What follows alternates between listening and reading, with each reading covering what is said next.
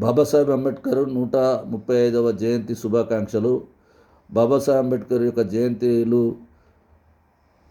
భారతదేశం అంతటా, ప్రపంచ దేశాలంతటా బ్రహ్మాండంగా చేశారు.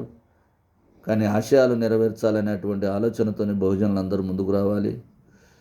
మనకు బాబాసాహెబ్ అంబేద్కర్ ఇచ్చినటువంటి ఓటు, ఒక నోటు ఒక ఓటు జరుగుతుంది.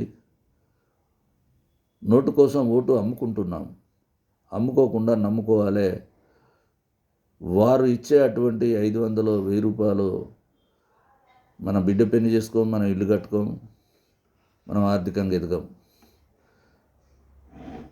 ఓటు చోరీ జరుగుతుంది. ఆ ఓటు చోరీ జరగకుండా నా ఓటు అమ్మబడదు అని మన గుడిసె గోడల మీద రాసుకోవాలి. అప్పుడే బహుజన రాజ్యం వస్తుంది. బహుజనులు అంటే బీసీ, ఎస్సీ, ఎస్టీ, మత మైనార్టీలు, అగ్రకుల పేదలు కూడా బహుజనుల కిందకి వస్తారు.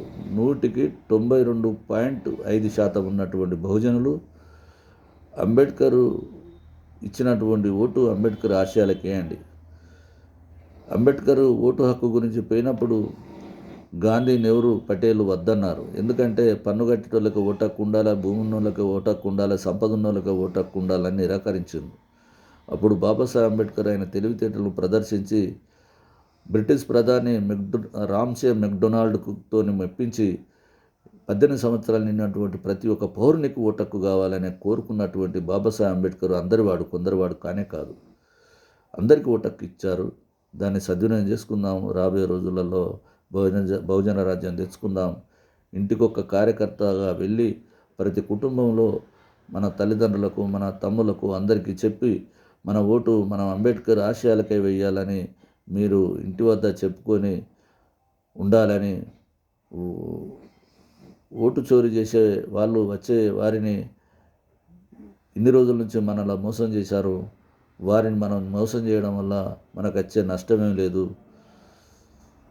మన ప్రజలు తుపాకీ గుట్టాలకు ఎంతోమంది బలయ్యారు. మన యువతరం ఇప్పుడు మన తెలంగాణ, ప్రత్యేక తెలంగాణ వచ్చిన తర్వాత బ్రాండ్ షాపులు వాడకబడ్డాయి. మన యువకులు చెడిపోతున్నారు. ఉద్యోగాలు లేక, ఉపాధి లేక ఉంటున్నారు. ఉచితాలను రద్దు చేద్దాం, ఉపాధిని కల్పించుకుందామని తెలియజేస్తూ ముగిస్తున్నాను.